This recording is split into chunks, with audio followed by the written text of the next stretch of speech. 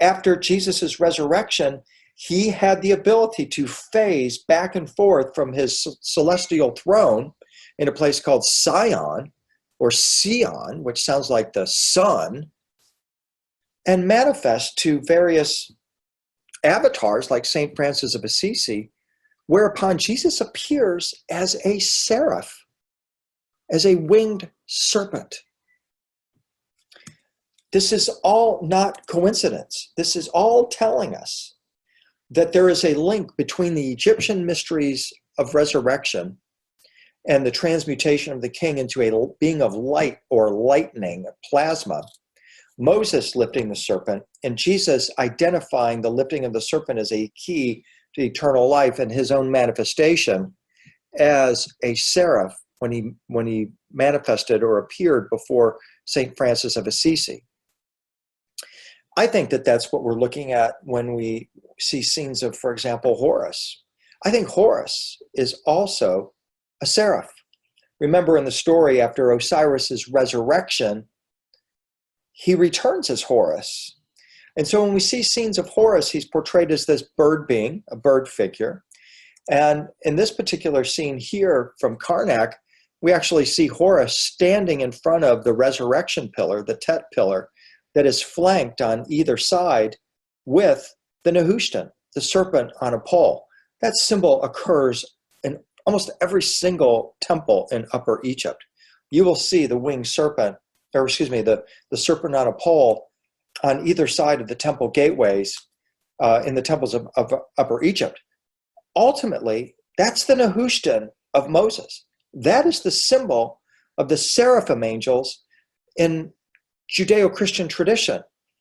I think of it as the logo of this tribe of celestial beings who are here to assist us in our ascension. It originated at Saqqara, where it was a symbol for Ptah. So to me, this symbol of the serpent on a pole, the Nehushtan, is the symbol for the ascension mysteries. Now, how can we connect Horus to the Seraphim? Well, we go to Dendera, where we are at, looking in the crypt. Look on the temple walls. He's portrayed as a blue bird being. On his shoulder is a patch, a sort of patch. On his shoulder is a winged serpent. That is the logo of the Seraphim, the winged serpents. And that tells me that Horus possibly is part of this tribe of bird beings, angelic beings, celestial beings, who are here to assist us in our ascension. In Judeo-Christian tradition, the Seraphim are portrayed as red or orange because they burn. They're called the burning ones because they burn with the love of the Creator, or they're portrayed with 6 blue wings. Blue, linking them, I believe, with plasma.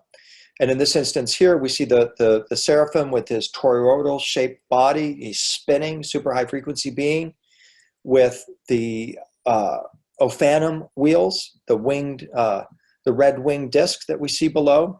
These are the angels that the Essenes were living with, and eyewitness accounts describe them as having stream rivulets of molten fire like incandescent bronze, a radiance of many brilliant colors of exquisitely hues, gloriously mingled. Many exquisite hues, brilliant colors of exquisite hues, gloriously mingled. They're describing beings that have rainbow-like colors coming off of them. Not only are they blue, but they have these rainbow-like colors coming off them, just like the aurora borealis, just like plasma. But I'm very intrigued by the correspondence between these blue bird beings, these seraphim, and what we see on the temple walls of Egypt in representations of Horus, who's of course considered to be the Egyptian Christ. So maybe it's no coincidence that Christ himself is surrounded by blue seraphim as well as the reddish orange seraphim, these super high frequency beings. And when we see the gate of heaven being opened in Christian art at Last Judgment, we see an almond-shaped gateway, the eye of the needle, that's opened by the seraphim. They are the beings that open this gateway, maybe even compose the gateway itself. We see Christ on a cloud, a blue seraphim. So they are directly and intimately connected with the resurrected Jesus. But the point I want to come back to here is that these beings are, in their appearance, have an appearance like lightning or plasma. They are plasma beings, or I should say, what if they are plasma beings? Are they the same beings that we see holding the plasma tubes at Dendera? Are they, in fact, celestial beings that are assisting us in our ascension? I believe that they are. And one more connection, when they describe these seraphim as having many colored bodies, radiating these glories of many different colors, these many different hues, that takes me to another research specialty of mine, the rainbow light body of Tibetan Buddhism, where they describe our body having the ability to be dissolved into rainbow colored light, leaving behind hair, toe, and fingernails. So then the body accelerates its frequency and manifests as this sort of like plasma globe of rainbow colored light. They call the rainbow light body.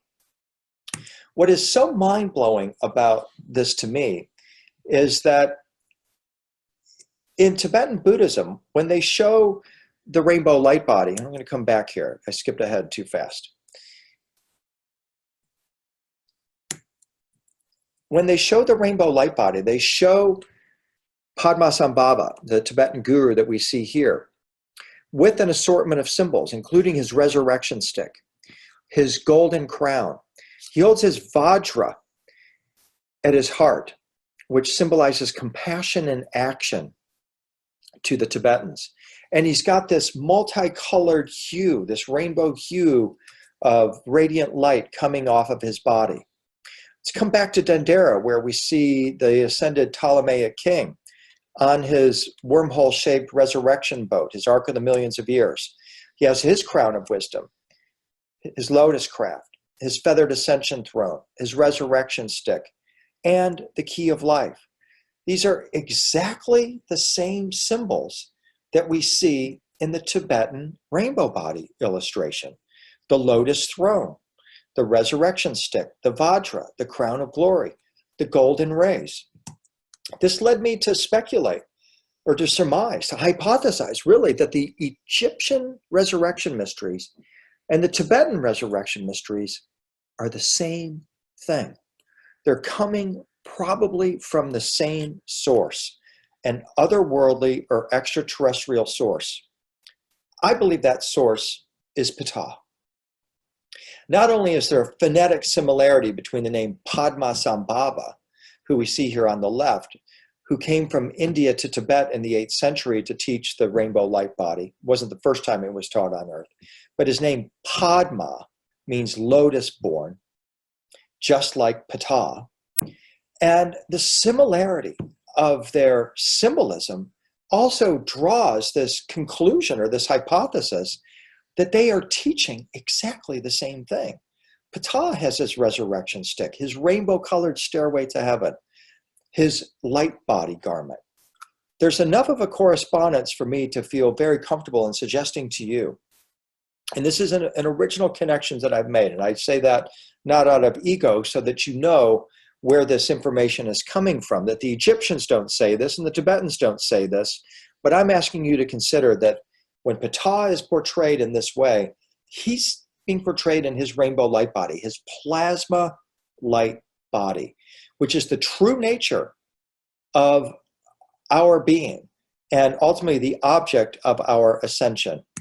So when we see Ptah over and over again with that feathered resurrection garment of many colors and his helmet of salvation, his resurrection stick, his rainbow rings or necklace of immortality, rings of gold, I am aligning that with what we see in the Tibetan rainbow body images, with the crown, the resurrection stick, the vajra, and so forth.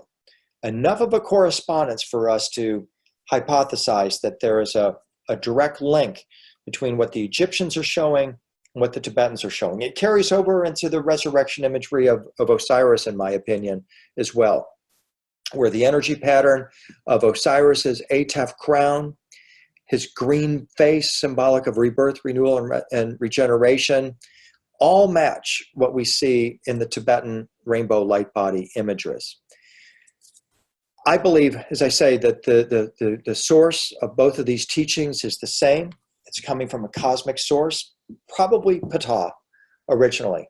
Although the Tibetans teach that this rainbow light body teaching is taught in 13 star systems, including our own, suggesting that there's a whole network of star systems where this rainbow light body teaching is taught.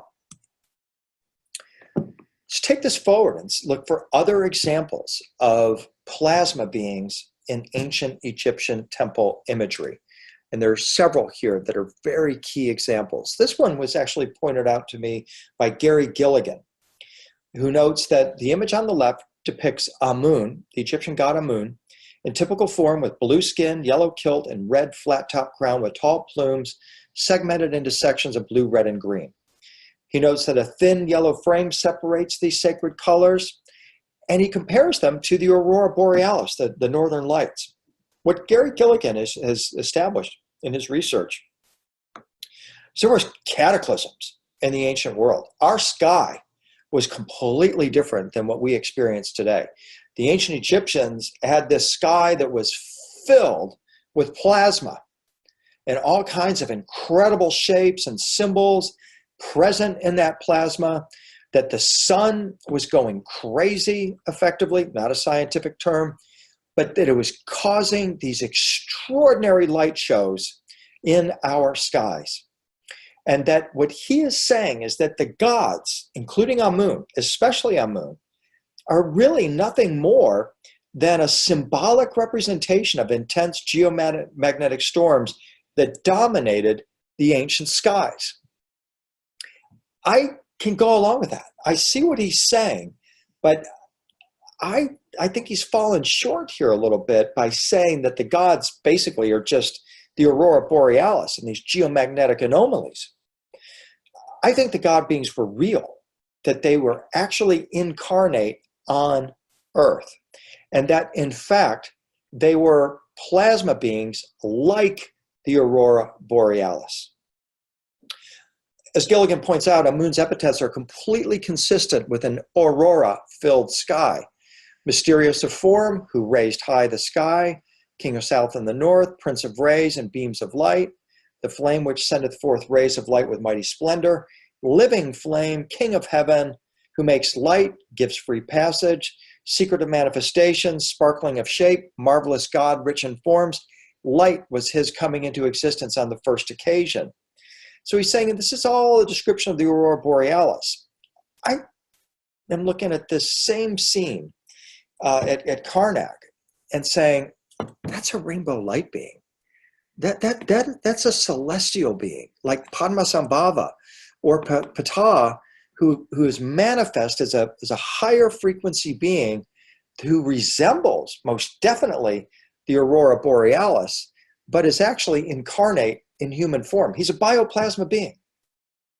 J. Alfred, in his book Our Invisible Bodies, alludes to his belief or discusses a physical dense Earth that he says is gravitationally coupled to a counterpart dark matter Earth composed of low density plasma. This sister Earth was co-created or co-created with the physical dense Earth about 4.6 billion years ago from dark matter components in the embryonic solar system. Plasma life forms evolved on this counterpart Earth just like it did on the visible planet. I'm going with that as a more, well, certainly fantastic, but perhaps I think more reasonable explanation for what we're seeing here in these temple scenes. These are plasma life forms, maybe coming from a twin Earth, a plasma-like Earth, where these beings can phase back and forth from their plasma form into their physical flesh and blood form and are here to assist us in our transmutation into lightning-like or plasma-like beings so that we can then go dwell in this higher dimensional, higher frequency realm, plasma realm, where these God beings dwell. That's my theory.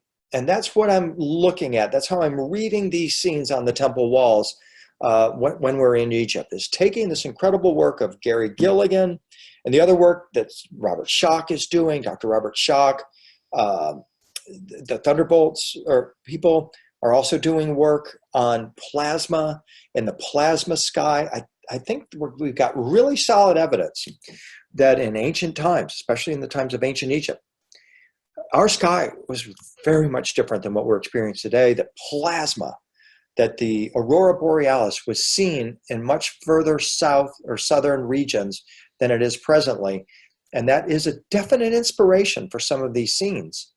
But that it's also pointing us to the essential nature of these beings. Amun, Ptah, some of these other beings are actually plasma life forms that can cross over into our physical world and are coming here in order to assist us in our ascension or return to our plasma-like form. So that's how I'm reading these temple scenes. I'm looking at this thinking, these are all, of course, ascension scenes, attunement scenes. And this one, in this example here, this is from Medinet Habu. We see the god Amun, who we looked at just these several examples of, where he's portrayed as this sort of rainbow-like, plasma-like being. Standing behind him is a form of Ptah.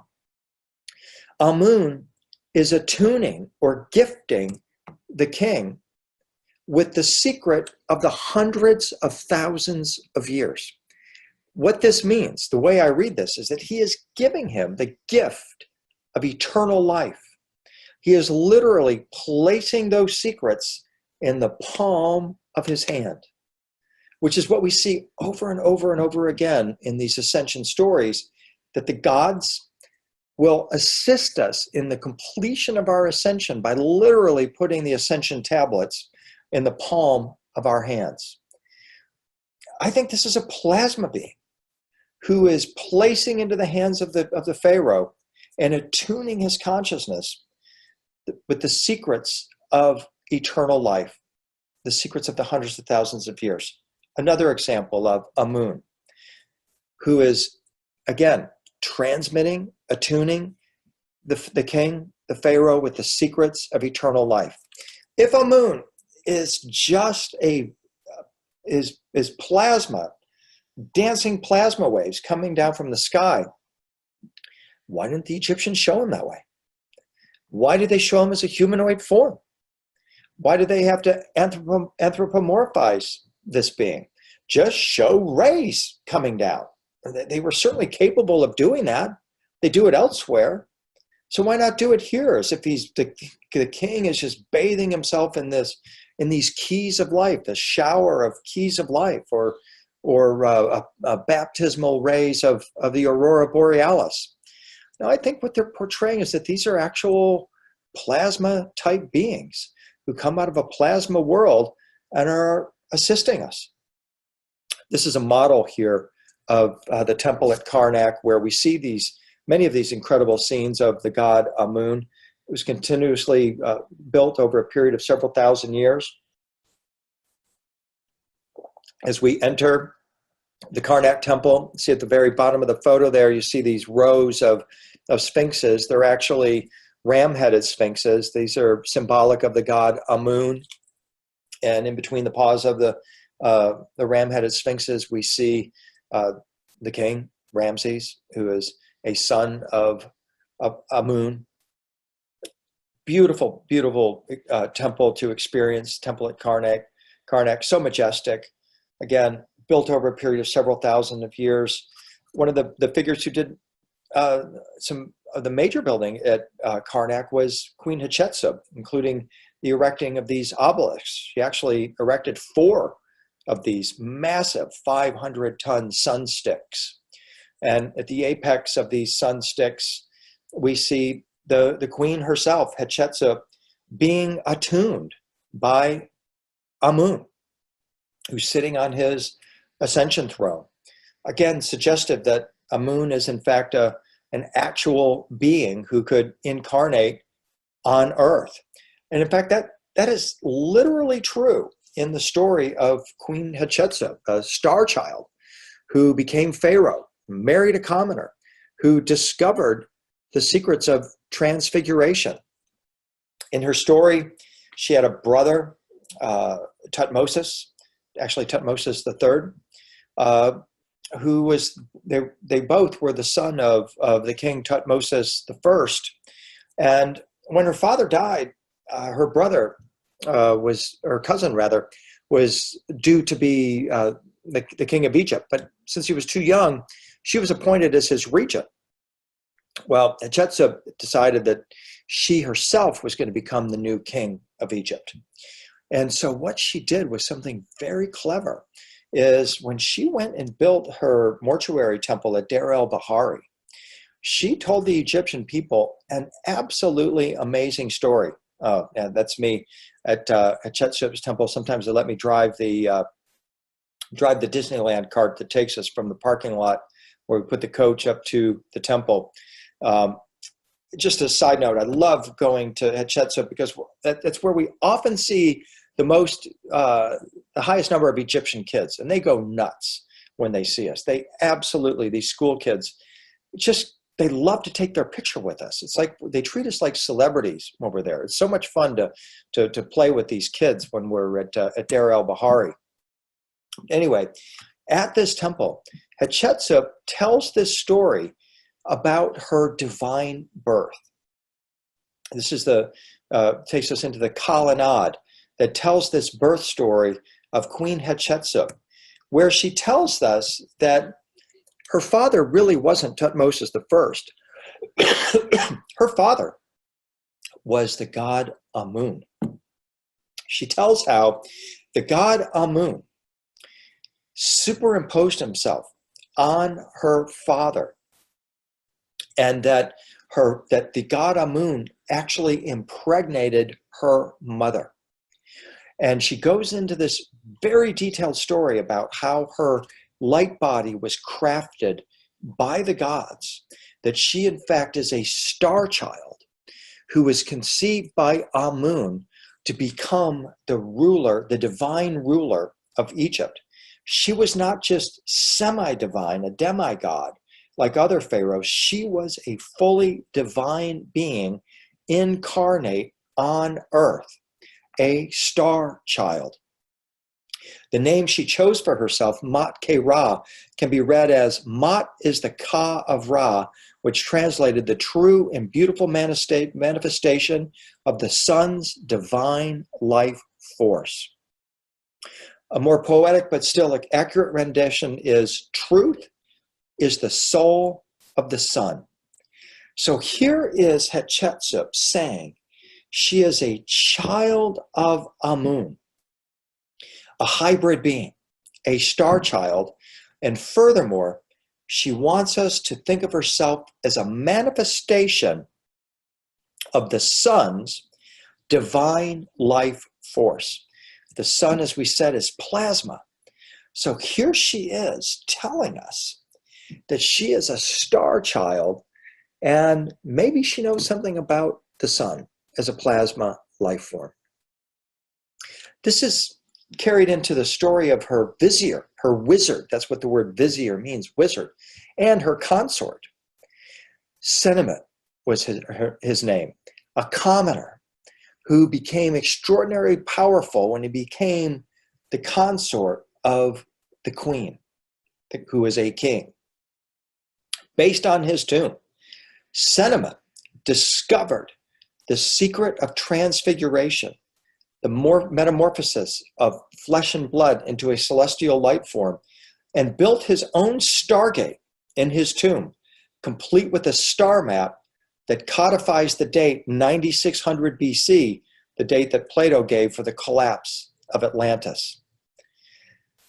What an incredible story of a commoner who grows up, becomes the vizier and architect of the queen. He designed her temple at Deir el-Bahari, and literally learns the secret of transfiguration, which are encoded in the walls of his tomb here at Deir el-Bahari, which unfortunately is still off limits to the public. But the entire scenes inside this tomb describe his passageway into the celestial beings, into a celestial being. And what is most shocking of all is that they tell that Senemet was transfigured into a luminous spirit that the Egyptians called the ox spirit, and that he in fact ascended into the celestial realms. So now, we've come a long way. We've got a little bit further to go, but I'm going to take a very quick 10-minute break. It's the bottom of the hour. I'm going to come back at a quarter till the hour. So in Nashville right now, it's 3:35. I'm going to come back in 10 minutes. I'm going to take you to Abados, and we're going to take a look at the incredible light body secrets on the temple walls at Abados. So thank you all for joining me. Look forward to catching up with you just after the break. Okay, everybody, welcome back. Thank you for allowing me to take that quick break. I hope you've enjoyed what we presented so far. It's been quite a journey going from Saqqara to Dara Bahari to Hachitsa story. And now we're going to take a journey to Abados. Abados, the gate of the gods. For 3,000 years before there was a Jerusalem or a Mecca, there was Abados. This was a place where the ancient Egyptians would make pilgrimages to. It was believed that at Judgment Day, when Osiris would return, that he would take the souls of the blessed, of the just, through a portal at Abados into, into the field or dimension of the blessed. And it was here that the Egyptian king Seti built the Temple of Seti the First at Abados, which is what we're looking at here. In the Egyptian chronology, Seti is 2 generations after Akhenaten and Tutankhamun. He is the part of the generals of ancient Egypt who were appointed to restore order after the Akhenaten revolution had spun Egypt into chaos. His temple is in phenomenal condition, and it's one of our favorite places to visit during our tours. It's very often not included in Egyptian tour itineraries because it's off the beaten track. It takes a while to get out there, and once you're there, you're just confronted with just this ancient mystery of immense proportions about how Seti was able to utilize these ancient transfiguration teachings. And I believe he did utilize them because, as a matter of fact, you see something at Seti, the first temple, that you don't see anywhere else in Egypt. And that something is encoded in this scene in one of the chapels in the interior of the temple, where we see Seti kneeling before Isis and Osiris, or rather, Osiris and Amun. And in between those gods is this hieroglyph that we see on the right with the obelisk and the 2 figures and the hatchet symbol of the netter or the gods. This tells us that Seti became a god. A man became a god. He achieved apotheosis. Now, what is extraordinary about this is that his contention, as we see here on the temple walls, that he became a god, is echoed in the story of Seti, a Victorian-era woman named Dorothy Eady, who claimed that she was the reincarnation of a priestess of Isis who served King Seti, and in fact, who had an affair with King Seti. And she became impregnated by the king.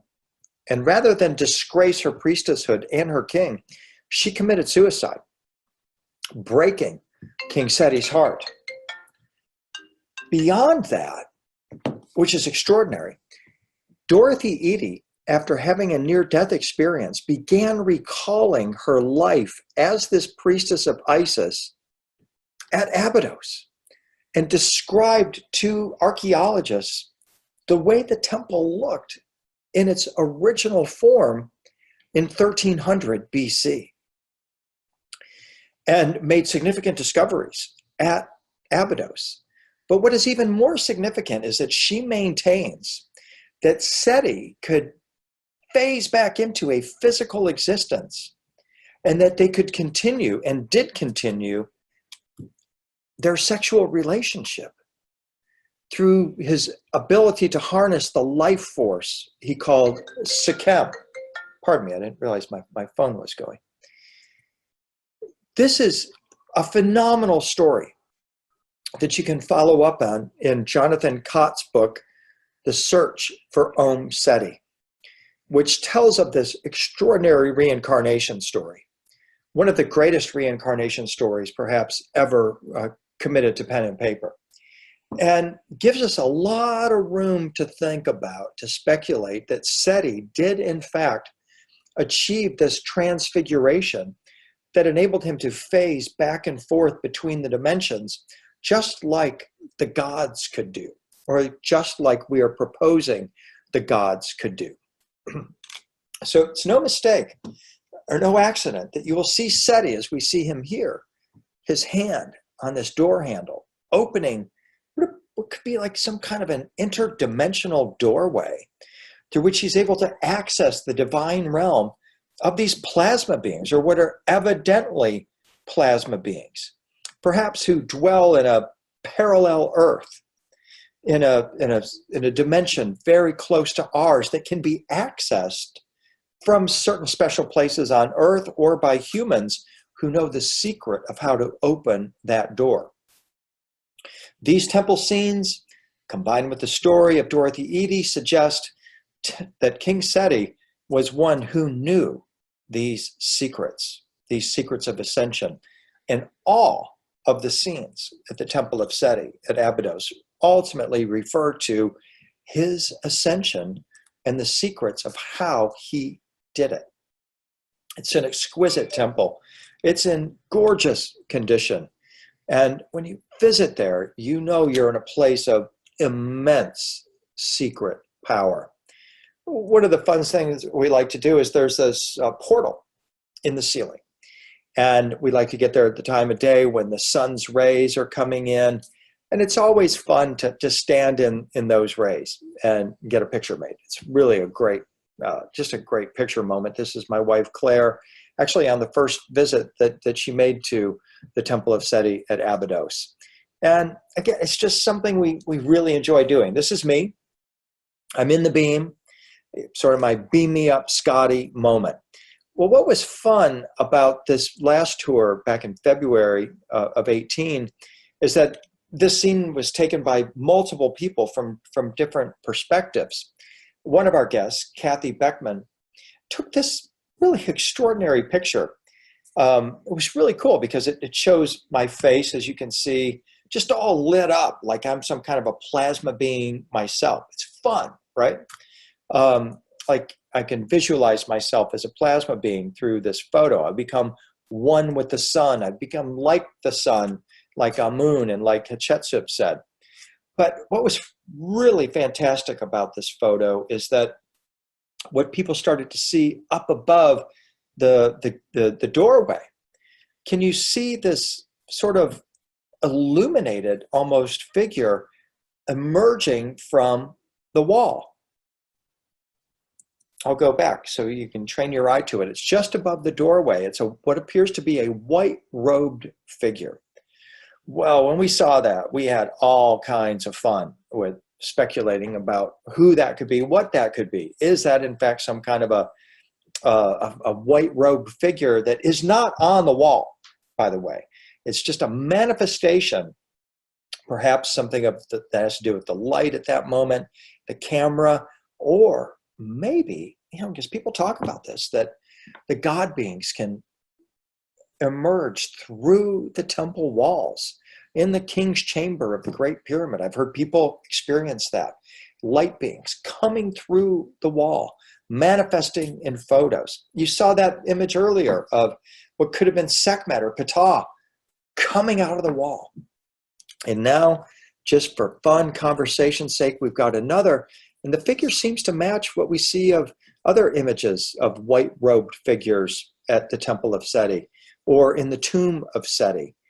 So let's just, for fun, compare this and just ask, wow, is it possible that maybe Ptah or maybe some other white-robed figure, one of the avatars of Abados perhaps, came out of the wall temporarily to pay us a visit or just to give us a little bit of fun conversation for our webinar here? I don't know. I just think it's a really cool photo, and it's fun to think that maybe, just maybe, these higher beings were present with us on this particular tour, as they have been elsewhere. The image is similar to what we see in some of these cave paintings that a lot of people get really excited about as evidence of early examples of extraterrestrial beings. You know, maybe they're always there. Maybe they are in those temple walls. And it's up to us to heighten our sense of perception so that we can actually perceive these beings. Really fun to think about. Okay, so Seti. Did he in fact know the secret of human transfiguration? I'm still operating on the premise that he did and continuing my research. And one of the places where we do research on King Seti, of course, is his tomb, which is one of the most incredible tombs of all of them in the Valley of the Kings. It is in pristine condition, and throughout the tomb we see some absolutely stunning depictions of Ptah. Ptah, I'm going to argue, is the initiator of Seti. If Seti learned the secrets of transfiguration, I'm believing, suggesting that he got them from Ptah. What gives me or prompts me to come to that line of thinking is this image here that's actually in the Temple of Seti at Abados, where we see Seti in the tree of life, in the sycamore tree, kneeling before Ptah.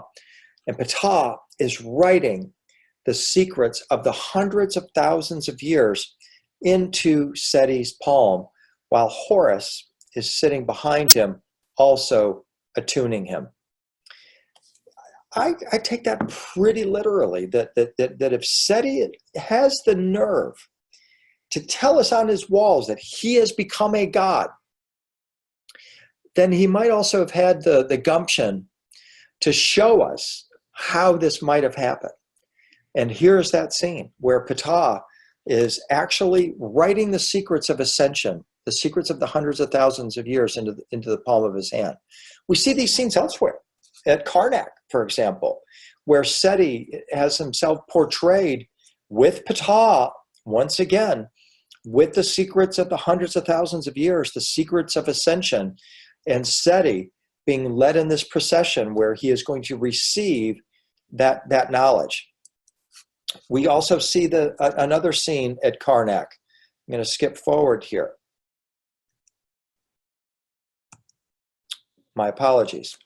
Where we see Seti, once again, kneeling in the sycamore tree. Behind him is the god Thoth, the god of divine magic and alchemy.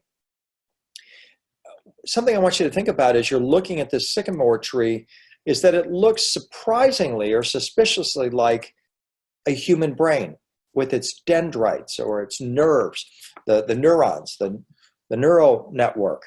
And it makes me wonder if, in fact, what this temple depiction is showing us, what we're seeing here at Karnak, is this attunement scene where Seti is having his consciousness attuned or adjusted by Thoth. What Thoth is doing is writing the divine name into that tree. We can think of this as Thoth writing the divine name or reprogramming Seti's consciousness and attuning him for his ascension. As the scene continues, you see on the very far left is Seti kneeling. Thoth has written that name into his consciousness. Now Seti is holding the name. He's kneeling within that tree. The next figure that we see is the cat-headed or lion-headed goddess Sekhmet, who holds also the secret of the hundreds of thousands of years. Seti is kneeling, receiving the secret of the hundreds of thousands of years from Horus. Both of these God beings are offering him the secret of ascension. And we can see that Seti is wearing a very, very peculiar or very powerful looking headpiece. This headpiece is actually the clue that tells us that this is his illumination or ascension ceremony. The name of that headpiece is called the Chesed circlet, the Chesed circlet, which Chesed means luminous. And textual evidence for the term luminous can be found in the pyramid text as well as in later funerary literature, where they denote the radiant appearance of the stellar gods, their plasma beings, and of Thoth and the deceased. This crown, the circlet, appears in conjunction with the transfiguration of Osiris. And here is Seti once again wearing it at Medinet Habu, suggesting to us that his consciousness has been attuned by the gods, and he has now received the secrets of luminosity, of becoming a plasma being like the gods. Now, returning to the Temple of Seti at Abados, we come into one of its 7 chapels. This is the Osiris Chapel, dedicated to the Egyptian god of resurrection, Osiris. And on that wall, we see what I refer to as the Osiris Device. In the story of Osiris, he is disassembled by his jealous brother Seth. He's disassembled into 15 pieces. His wife, Isis, searches for and recovers those pieces and reassembles Osiris. Osiris's head is kept at Abados. What we're looking at here, in what I refer to the Osiris device, is actually the head of Osiris. This doesn't look like any kind of a human type of a being. This is clearly some kind of a device. And I refer to it as a device because the word device means a sign, a seal, a tool, and an appliance. And when you ask the question, what does the head of Osiris do as a device, you find out that it is the Egyptian symbol for the hope for resurrection. What that means is that it is a resurrection device, a resurrection symbol. It is the Egyptian symbol for resurrection. Just like the cross is the Egyptian symbol for, or is the Christian symbol for resurrection, this is the Egyptian symbol for resurrection, and it's the head of Osiris. Now, what's going on here? Well, here's the way I look at it. The ancient Egyptians believed that Osiris was an actual god-man. He was a great civilizer. He traveled the world, civilizing other cultures. And it was on one of those trips after he returned that his brother Seth tricked him, put him into a sarcophagus that exactly fit Osiris' proportion, floated him down the Nile. He's cut into pieces. Isis goes and recovers all the pieces and puts them back together. Now, Osiris is a person, but he's also this device. How does that work? Well, the analogy I like to make is that I'm a guitar player. I play an electric guitar called a Gibson Les Paul. And if I'm talking with another guitar player and they say, hey man, what kind of guitar do you play? I say a Les Paul. They know that I am referring to this specific musical instrument, an electric guitar. And they also know that it's named after a jazz musician named Les Paul, who gave his name to that instrument or device. I think something similar happened with Osiris. He's both the man, Osiris, and he gave his name to this device that has something to do with resurrection. What does it have to do with resurrection?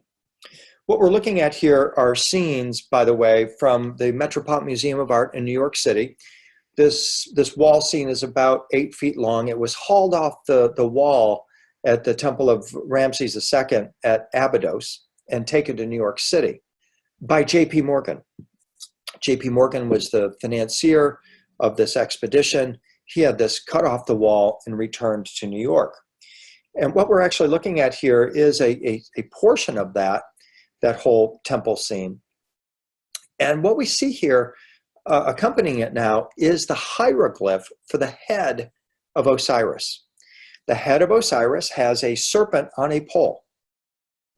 And when that serpent on the pole is placed on top of the middle glyph, the glyph in between the two Tet or resurrection pillars, it forms the Osiris Device. So wait a minute. Haven't we been talking about a serpent on a pole? The Nehushtan, of course, of Moses, the symbol of the Seraphim beings, the plasma beings. Wait, is this some kind of resurrection device, something that can turn us into plasma beings? Because after all, that is how we are thinking of resurrection in this conversation, is that we're talking about the God beings as being plasma beings who came here to assist us in our resurrection out of earthly flesh. The pyramid texts talk about how the king becomes like lightning, and lightning is plasma. And lo and behold, we have this mysterious, obviously mechanical-looking device on the walls of the Temple of Seti at Abbados. And of all things, it's got that Nehushtan, serpent on a pole symbol of the Seraphim, the logo of the Seraphim, who we also established are plasma beings. It's just getting really, really interesting, isn't it? So I've made it my business. I've got dozens of depictions of the Osiris device. I'm not going to get into all of them with you today, but I am going to tell you that this device is typically operated by the divine feminine.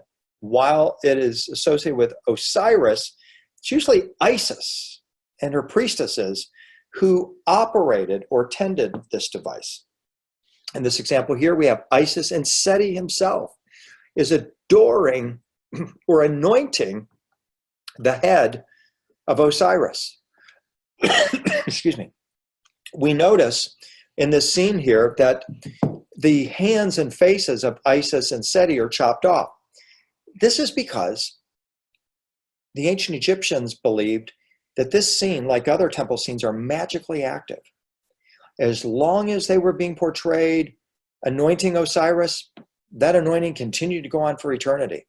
The early Christians came in and hacked off their hands and faces to sever that connection, so that now this head is no longer performing its function, its resurrection function. And it clearly holds the head of some kind of a god being. It looks to me like a sort of a variation, really, of Hathor in that pillar.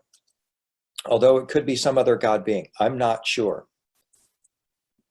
But isn't it interesting that this serpent on a pole that symbolizes the head of Osiris is exactly what we see in the Judeo-Christian tradition as the serpent on the tree of life, dispensing this wisdom to the divine feminine that the Judeo-Christian tradition sought to eliminate.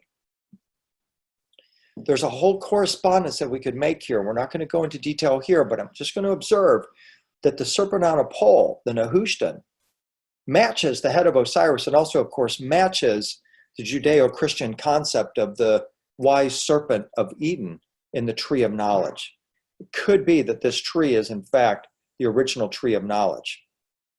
Moses knew this, in my opinion, because in the famous story, not only did Moses lift the serpent of healing in the wilderness, he also, in a famous duel with the magicians of the Pharaoh, turned his rod into a serpent. And I just have to show you, I actually got one of these things at the Karnak Temple. Can you see this walking stick I have here? It's carved out of a single piece of sycamore, just beautiful, and it's got a serpent winding around it. And I just, when when I'm meditating here at my desk, I'll sometimes just like to just sit here at my desk, staring at my computer with my chin on this thing, thinking, golly, there's magic in this rod. There's the possibility of turning this rod into a living serpent and back into a rod again, just like Moses did. And I'm not saying I'm thinking I'm like Moses or anything, but I am looking at this thinking, how would that be possible to transmute one thing into another? That's what the secret of ascension is, isn't it? It's how do we transmute one thing into another? Solid, liquid, gas, plasma, they're all interchangeable, perhaps, is what they're telling us here. We can turn one thing into another. Well, where I'm going with this is that on one of my tours, we hired one of the most spiritual guides in ancient Egypt, or in modern Egypt, who knows the secrets of ancient Egypt. And I was talking with them about this Osiris resurrection device, and he was just like, I can't believe you are saying this. First of all, he had never heard or studied the Osiris resurrection device and was blown away by that. And what he said was, and his name is Emil Shaker, he does a lot of tours. He said, I'm going to take you to Abados and I'm going to prove to you that what you are saying is true. That Moses trained at the Temple of Seti at Abbados. And this story of Moses turning a serpent or a rod into a serpent and back into a rod again took place at Abbados. And he went on to say that what you are saying will be proven, that Moses learned about the secrets of the Ark of the Covenant at Abados. So Emil, true to his word, takes us, when we get to Abados, to the scene on the wall where Seti is holding a rod that turns into a serpent. That tells me that Emil, and here you see the rod turning into a serpent, is really pointing us in the right direction here, that perhaps King Seti was the Pharaoh during the time of Moses and the Exodus. They believe it could have been Seti or his son, Ramses II, Ramses the Great. Either way, it suggests that this story of Moses actually took place at Abados. That is a really powerful affirmation here, that Moses not only learned how to turn the rod into a serpent and back into a rod, but he might have also have learned to lift the serpent at Abados as well, because that is where the head of Osiris was housed, where this device was housed that is symbolized by the serpent on a pole, exactly the same as the Nehushtan of Moses. I actually took this photo at Salisbury Cathedral. And again, it connects the lifting of the serpent with resurrection, because no one has ascended into heaven, said Jesus, except the one who is descended from heaven, the Son of Man. And just as Moses lifted up the snake in the wilderness, so the Son of Man must be lifted up, that everyone who believes in him may have eternal life. This lifting of the serpent, or serpent on a pole, has something to do with resurrection. I think it has to do with our transmutation into a plasma life form. And I believe, and I'm asking you to follow me on this, that serpent on a pole in the head of Osiris and this assembled Osiris device is the Nehushtan of Moses, that he lifted in the wilderness and that he made a seraphim manifest from within, a plasma being emerged from within this device.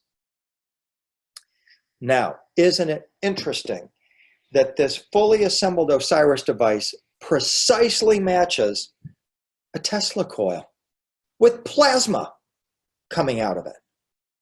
The platform, the pillar, the plasma device, all of it perfectly corresponds with one another. A conspiracy theory. Who was the financier of Nikola Tesla? J.P. Morgan. Is it possible that J.P. Morgan discovered something at Abados, turned it over to Nikola Tesla, and what he turned over had something to do with the Osiris device, and Tesla was able to devise a device from this depiction? It's just a conspiracy theory. I don't have any proof of that, but it's very interesting the way the players align. And I'm not trying to take anything away from Nikola Tesla as an absolute genius. But perhaps he received some inspiration in the development of his Tesla coil. Perhaps it was the same inspiration that Moses had and Seti. Ultimately, what this device is, which is so profound, in my opinion, it is the complete Ark of the Covenant. Unfortunately, many of the Ark of the Covenant researchers ask you to consider that what we are looking at in this depiction is the Ark of the Covenant. And it's true. It is part of the Ark of the Covenant. I got one for my birthday last year. The Ark of the Covenant. Here it is, right? No, this is not the Ark of the Covenant, nor is this depiction of the full Ark of the Covenant. It is part of the Ark of the Covenant. Because what no researchers do, and I, for some reason, was the first to do, was to say, well, wait a minute, the Ark of the Covenant has several components. It has the rod of Aaron, whose name means enlightenment. It has the tablets of the law. It has a flask of manna. I was inspired 2012, maybe 2010, to look at those components and say, well, wait a minute. If you open the Ark of the Covenant and pull out those components and assemble them, you get the Osiris device, this resurrection device. The box is the platform. The tablets are the two tablets on top of the rod of enlightenment, the rod of Aaron. The correspondence is exact. We know historically that all of these tools or implements were together in the original Temple of Solomon. Then in 700 BC, when King Josiah butchered the original religion of the Jews and the Israelites, and the ark was lost, when it was returned, several of the components, the rod, the flask of manna, were missing. So this is why most Ark of the Covenant researchers think of the box as the ark. Steven Spielberg, for example, completely blew the Ark of the Covenant in the Raiders of the Lost Ark. The fully assembled Ark of the Covenant, with all its components, is the assembled Osiris device. This is not the Ark of the Covenant. It is part of the Ark of the Covenant. It does open a portal as portrayed in this incredible scene, but it's not until you assemble the Ark of the Covenant that you get the real device. And what the fully assembled Ark of the Covenant is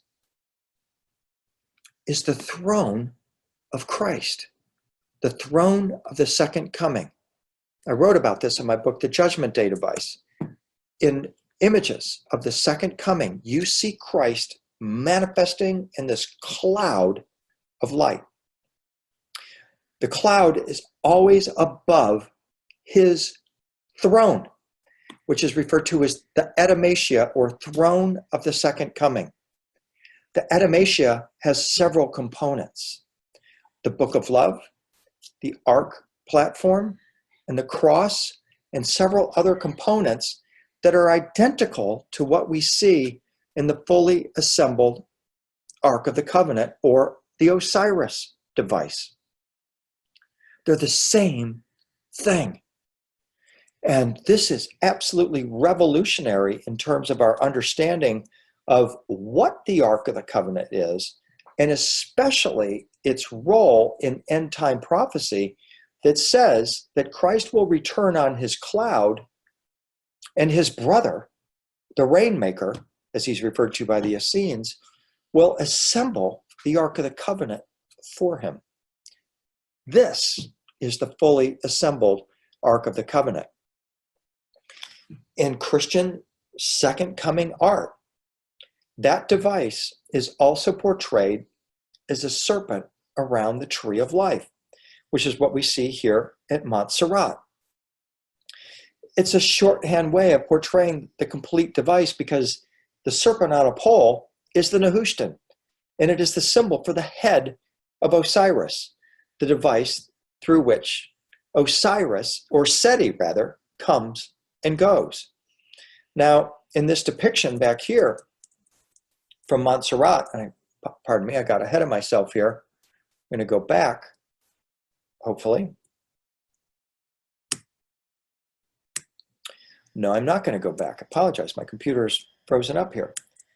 See if I can go back now. No, I'm not able to go. I can't go. There we go. Pardon me. Do you see the serpent on the tree? And then above the serpent on the tree, we see Christ enthroned in this blue orb.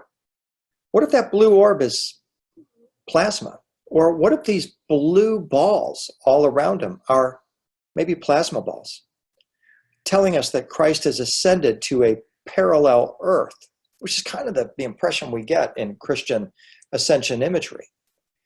I think that's what we're looking at here. But where this ultimately goes for me is that this device actually corresponds with our mystic anatomy and our chakras. This head of Osiris is the resurrection pillar. It's the stairway to heaven. And look how the chakras correspond to this. The lower three chakras become the base or platform. The higher three chakras become the ladder or stairway to heaven. And we count the 7 chakras, 1, 2, 3, 4, 5, 6, 7. All good children go to heaven. What if this device is actually within us? And that as we learn to activate our mystic anatomy, it begins to cause our transmutation, our alchemical transmutation into a divine plasma being. This is what I propose happened with Seti, because on the opposite wall in the Osiris Chapel, on the wall opposite of the Osiris device, we see this scene where now Seti has transformed into the pillar. We have the wormhole-shaped boat attached, and now Seti himself has turned into an immortal being, hence his curled beard, surrounded by this, what could be interpreted as a plasma energy field. I believe that what we're looking at here at the Temple of Seti is a device that dematerialized Seti into plasma, or had something to do with calling in a being who could assist him in his transmutation into plasma. And it ultimately represents his ability to phase back and forth in between the dimensions. And this is how he's able then to open the door and come and go. How he was able to manifest before Dorothy Eadie, or Om Seti as she was later called. All about our engaging with these plasma beings. And in fact, learning to utilize plasma for our ascension and opening the door into the celestial realms. So when we compare the image of a moon with his curled beard, with Seti and her curled beard, you can see where I get this idea that Seti has transformed into a different form. He's turned into a plasma being, and now he can journey into the celestial realms, the dimension of the blessed, with the gods, but he can also star walk back and forth in between the realms. So that is my presentation for today. I hope you have enjoyed what I've presented. Even more, I hope that you will consider joining us on one of our Sacred Egypt tours to come and enjoy and explore the many wonders and mysteries of ancient Egypt, to remember aspects of yourself, and to assist us in the ultimate mission of all the ascension mysteries, which is to transform and transmute our planet into a planet of light and our planet of love. So thank you all so much for spending this time with me. Many blessings to you all, and I hope to look forward to seeing you all on down the road, and some other time again, I hope, here on Portal to Ascension. Many blessings all.